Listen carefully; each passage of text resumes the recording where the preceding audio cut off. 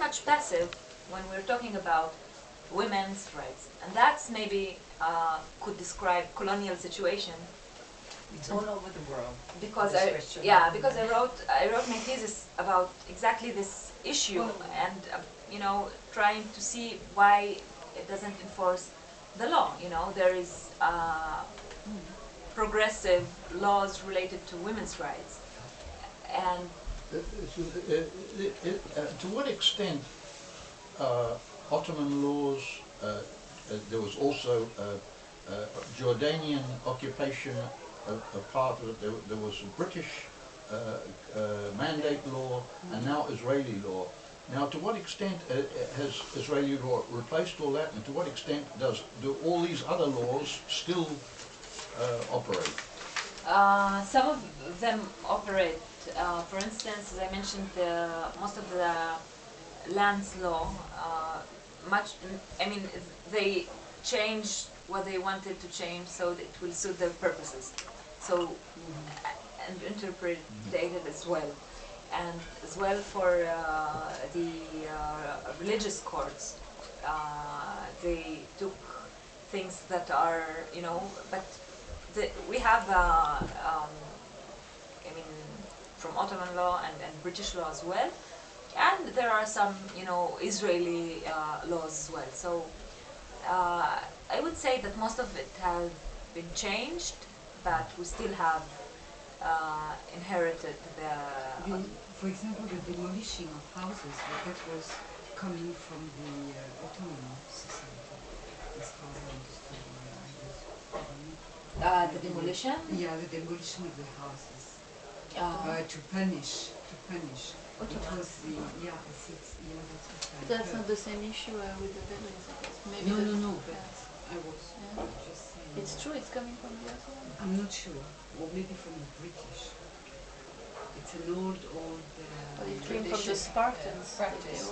But a lot of the demolitions, if I understood it, is because this house has no permit, no construction permit. Yes, whereas to get an construction permit is almost impossible. No, she said it's a way of punishing people. To punish the terrorists and all this. But I think it's coming. Maybe it's coming from the British. I wasn't sure if it was the British or the... I need to check it because I didn't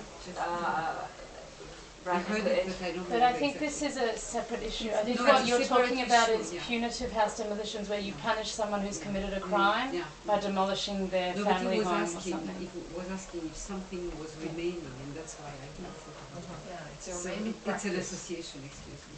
No, it's okay.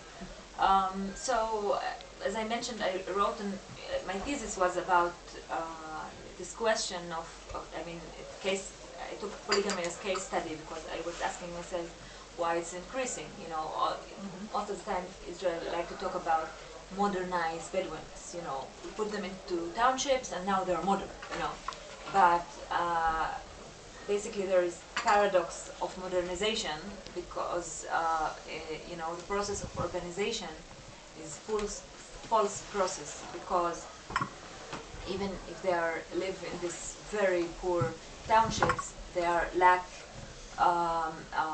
proper educational system and other infrastructure that will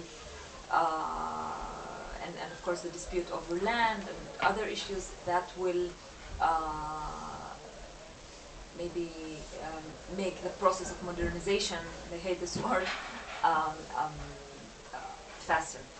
So that's one of the issues of polygamy. ACRI is part of the coalition of, it's called the Working Group on Personal Status Issue, and now we have a huge campaign actually in the Arab community going against polygamy, you know, as a phenomenon that violates women's rights and children's rights. And now we have some challenges with the Islamic movement there, but we're trying to have the debate internally, because if Israel authorities will interfere in that, it would be from Orientalistic position of not from not concerning women's rights, because as I mentioned, they don't enforce the law. So this is one example. Other examples are... Can you maybe describe a little bit like some of the challenges you're facing within the community as you're trying to do this campaign? Yeah. So as I mentioned... Can you tell us who is doing the campaign? The working group on personal status, it's a coalition of NGOs, most of them Palestinian NGOs, and ACRI is part of this coalition as well. And in